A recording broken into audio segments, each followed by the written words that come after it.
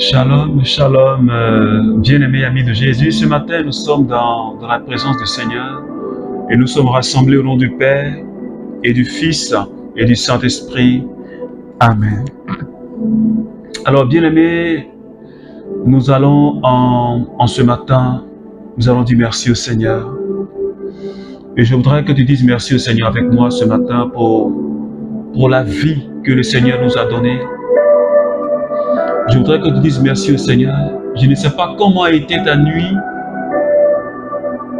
mais je voudrais que tu puisses élever la voix, quel que soit le lieu où tu te trouves, et que tu commences à dire merci au Seigneur. Papa, je voudrais ce matin te dire merci. Merci parce que Seigneur, tout au long de la nuit, tu as veillé sur mon âme. Merci parce que Seigneur, c'est toi qui nous réveilles chaque matin. Et c'est toi qui nous donnes la grâce de te louer, de t'adorer. C'est toi, Seigneur, qui conduis nos pas. Et c'est toi qui nous donnes une semaine. C'est toi, Seigneur, qui nous donne aujourd'hui. Et j'aimerais, Seigneur, te bénir avec mes frères et sœurs. J'aimerais te bénir avec tous les membres du renouveau charismatique. J'aimerais te bénir avec toutes les personnes qui prient avec moi ce matin. J'aimerais te célébrer parce que tu es le Dieu sans pareil. Tu es le Dieu, Seigneur, qui donne sa vie pour notre salut. Tu es le Dieu qui veut notre bien. Et ce matin, que ton nom soit élevé. Que ton nom soit célébré, Papa. Parce qu'en dehors de toi, nous n'avons aucun autre Dieu. Ce matin, Père, nous désirons ta présence. Nous désirons ta force. Et nous avons besoin de la présence de ton Esprit Saint, ton Esprit d'amour, Seigneur.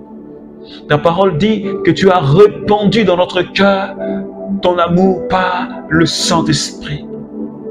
Et ce matin, bien-aimé ami de Jésus, j'aimerais t'inviter à commencer à parler au Saint-Esprit. Je voudrais que tu élèves la voix de là où tu es et que tu dises au Saint-Esprit, j'ai besoin de ta présence, j'ai besoin de ta force, j'ai besoin de ton agir.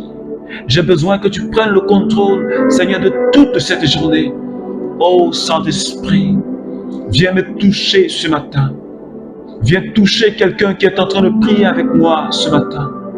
Viens toucher et touche la vie de toutes ces personnes, Seigneur, qui verront cette prière. Seigneur, viens, Esprit de sainteté. Remplis-nous de ta force. Remplis-nous, Seigneur, de la joie, Seigneur, ce matin. Remplis-nous, Seigneur, de la paix ce matin, Seigneur Esprit Saint. Merci, Saint-Esprit de Dieu. Yondarabako rabauskin tiribausata. Maiko raiki shebreo son tiribausaiki. Makaiki bondoroboko rabakai shinderibosata. Oh, Saint-Esprit, viens. Remplis nos cœurs. Embrasse-nous, Seigneur, par le feu de ton amour ce matin, Seigneur. Oh, Alléluia. Béni sois-tu, Saint-Esprit. Merci pour ta présence. Merci pour ton amour, Seigneur. Gloire à toi, Saint-Esprit de Dieu. Merci, Seigneur. Alors, bien-aimés amis de Jésus, ce matin, nous sommes dans cette mouvance de la conversion depuis cette semaine. Et ce matin encore, le Seigneur nous donne un merveilleux texte que nous allons partager. Sagesse, chapitre 1, des versets 3 au verset 4.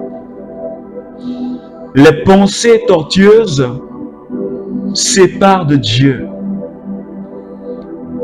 et la puissance mise à l'épreuve confond les insensés. Dans une arme malfaisante, la sagesse n'entre pas. Elle n'habite pas un corps grévé par le péché. Car le Saint-Esprit qui éduque fuit la duplicité. Il s'écarte des pensées folles. Il est mis en échec quand survient l'injustice. Parole du Seigneur. Alors, bien-aimés, comme je l'ai dit à l'entame, nous sommes dans cette semaine où le Saint-Esprit nous inspire de parler de la conversion. Et ce matin, le Seigneur nous donne ce merveilleux texte qui me touche particulièrement, et je crois qu'elle te touche aussi parce que tu l'as entendu. La Bible nous dit que le Saint-Esprit n'habite pas et il fuit la duplicité. Celui-là même qui est appelé à nous enseigner. Le Saint-Esprit qui nous éclaire, le Saint-Esprit qui nous inspire, la Bible dit qu'il fuit la duplicité. C'est-à-dire, quand on a une double vie, quand on n'est pas vrai avec nous-mêmes et avec nos frères et sœurs, quand on mène une double vie, c'est-à-dire à l'église, on est comme des anges. Mais quand on sort de l'église, c'est un visage de loup que nous présentons. C'est un visage de quelqu'un qui ne connaît pas Dieu que nous présentons. À l'église, nous sommes des anges, mais à la maison, nous sommes des lions féroces. Nous présentons un bon visage à l'église, et pourtant au travail, c'est autre chose. Et la Bible nous dit que le Saint-Esprit n'aime pas ce genre de vie. Et ils ajoutent, il dit, la sagesse ne peut pas habiter dans un corps qui est grevé par le péché. Parce que le péché attriste le Saint-Esprit. Le péché offusque le Saint-Esprit. Et là où le péché est pratiqué, l'Esprit ne peut pas habiter. C'est pourquoi je suis en train de me dire, je suis en train de te dire, bien-aimé ami de Jésus, peut-être que la vie que tu mènes, personne ne te voit la vivre. Mais Dieu, lui, sait quel type de vie tu mènes. Tu peux présenter le visage d'un ange. Tu peux présenter le visage de quelqu'un qui est bien. Mais Dieu, lui, il ne regarde pas à l'aspect physique. Papa, lui, regarde à ton cœur. Ce qui est dans ton cœur. Tu peux sourire à quelqu'un avec... Je lui fais un large sourire à quelqu'un, mais au fond de ton cœur, c'est la haine. Ça ne marche pas. Et le Saint-Esprit ne peut pas travailler au travers de toi. Il ne peut pas habiter dans un cœur qui est rempli de haine. Il ne peut pas habiter dans un cœur qui est rempli de jalousie. Il ne peut pas rentrer dans un cœur qui est habité par l'injustice. Il fuit là où il y a l'injustice. Il fuit là où il y a la fourberie. Il fuit là où il y a le mensonge. Et le Seigneur, ce matin, il nous interpelle. Parce que les pensées, comme la Bible dit, les pensées tortueuses séparent de Dieu. On ne peut pas avoir de mauvaises pensées à l'égard d'un frère. C'est pourquoi la Bible dit que si tu prétends aimer Dieu et que ton frère que tu vois, tu ne l'aimes pas, tu es un menteur. Et ces gens nous le disent. Tu dis que tu aimes Dieu. Tu dis que tu es un adorateur de Dieu. Que tu aimes les œuvres de Dieu. Mais quand tu vois ton frère, il t'énerve. Quand tu vois ton frère, sa tête ne te plaît pas comme tu le dis. Quand tu vois ton frère, ton cœur est serré. Parce que Dieu a fait grâce à cette personne, à ton frère ou à ta soeur. Dieu lui a fait grâce d'une bénédiction. Ton cœur est serré, ton cœur n'est pas en joie. Dieu n'aime pas ça. Dieu n'aime pas ça. Parce que si tu veux voir la grâce de Dieu sur ta vie, tu dois être content et heureux lorsque quelqu'un est béni par Dieu. Alors ce matin, je suis en train de me parler à moi-même. Et je suis en train de te parler à toi aussi qui prie avec moi les matins. Dans une âme malfaisante, la sagesse n'entre pas. Dans une âme malfaisante. Si tu aimes faire le mal, tu aimes critiquer, tu aimes dénigrer les autres, tu aimes montrer les autres du doigt, tu les critiques, et pourtant toi-même, comme la Bible dit, tu as la poutre dans tes yeux et tu veux enlever la paille qui est dans l'œil de ton frère. La Bible dit, enlève d'abord la paille, je veux dire la poutre qui est dans tes yeux. Et tu verras assez clair pour enlever la paille qui est dans l'œil de ton prochain. Je suis en train d'interpeller quelqu'un ce matin. Quelqu'un qui a l'habitude de juger les autres. Quelqu'un qui a l'habitude de condamner les autres. Et pourtant toi-même, tu n'es pas parfait. Et ce matin, le Seigneur nous interpelle. Le Seigneur veut nous emmener à cette vie de sanctification. La Bible dit, en Hébreux chapitre 12, verset 14, recherchons la sanctification. Recherchons la vie qui plaire à Dieu. Si nous voulons entrer dans le paradis. Parce que sans cette vie de sanctification, sans cette vie de purification, nous ne verrons pas Dieu. Nous ne verrons pas Dieu, frères et sœurs. Le plus important pour nous, comme Saint Paul dit, il dit, j'ai mené le bon combat. Est-ce que tu as mené le bon combat?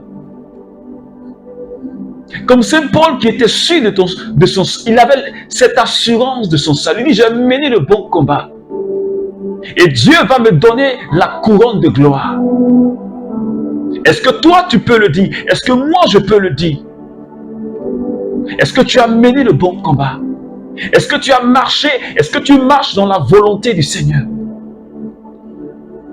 Et quand Dieu viendra et qu'il t'appellera, est-ce que tu seras assez prêt pour répondre, Seigneur, me voici?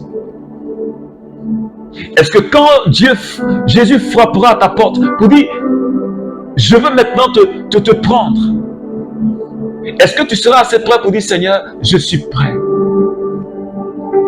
C'est pourquoi j'aimerais t'inviter, bien-aimé ami de Jésus. Nous avons le plus souvent blessé le cœur de Jésus. Et parfois, nous ne nous rendons pas compte. Nous ne savons pas que Jésus est dans notre frère qui est en face de nous. Nous oublions que lui aussi c'est un porteur de Jésus. Et toutes les fois où nous blessons quelqu'un, toutes les fois où nous calomnions quelqu'un, toutes les fois où nous avons une double vie, une vie d'hypocrisie, nous blessons le cœur de Jésus. Nous le clouons encore sur la croix. Nous crachons sur son visage.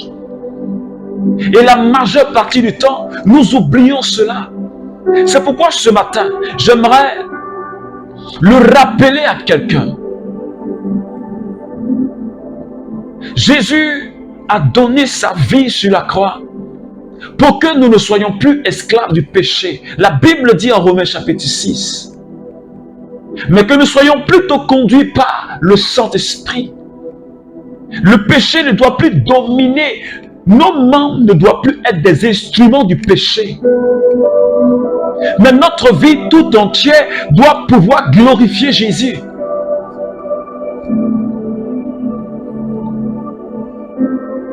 Est-ce que quelqu'un me suit ce matin? Parce que si nous voulons impacter le monde, si nous voulons transformer notre monde, il nous faut être lumière et sel. Parce que si toi et moi, on n'est pas lumière de ce monde, comme Jésus a dit, que votre lumière brille dans ce monde, afin que les gens, en voyant vos bonnes œuvres, ils puissent glorifier votre Père qui est dans les cieux. Mais si ta lumière est ténèbre, mais si ta lumière n'éclaire pas, mais si ta lumière ne transforme pas la vie de quelqu'un, comment est-ce que, de par ta vie, il puisse avoir des conversions? Et pourtant, Jésus a dit que par vos bonnes œuvres, les gens puissent glorifier Papa. Alors ce matin, bien-aimés, nous allons encore demander au Seigneur la grâce. Comme au début de cette semaine, que le Seigneur nous accorde la grâce d'une conversion véritable et d'une conversion profonde. D'une conversion profonde. Et ce matin, demandons au Seigneur cette conversion profonde. Cette intimité véritable avec Jésus. Alors de là où tu élèves la voix et commence à prier le Seigneur avec moi. Demande au Seigneur, je sais que je ne suis pas profondément converti. Je suis encore superficiel. Je suis encore superficiel. Parce qu'il y a des aspects de ma vie où, Seigneur, des aspects de ma vie qui ne sont pas encore convertis, qui ne sont pas encore touchés par l'évangile. Et ce matin, Seigneur, ta parole m'a rejoint. Je dépose ma vie entre tes mains en ce jour pour que tu m'accordes cette grâce de me convertir, de changer de mentalité, de changer ma manière de voir et de penser, de changer ma manière de parler, parce que je critique trop, de changer ma manière de voir mes frères et sœurs, parce que je vois mal les autres. Je les regarde avec un mauvais œil, Seigneur. Et pourtant, tu es en chacun de mes frères. Accorde-moi cette grâce. Donne-moi de te voir dans mon frère. Donne-moi de te voir dans ma sœur. Ainsi, je pourrai l'aimer, Seigneur. Et je pourrai l'accepter, quel que soit ce qu'elle est, quel que soit ce qu'elle a. Seigneur, accorde-moi ce matin la grâce d'une conversion véritable. Seigneur, merci infiniment. Merci. Merci Seigneur. Merci Seigneur. Alors, bien-aimés amis de Jésus, le Seigneur nous appelle à un changement véritable et radical. Un changement radical et véritable. Alors que Dieu te bénisse, au nom du Père et du Fils et du Saint-Esprit. Amen, Amen, Amen.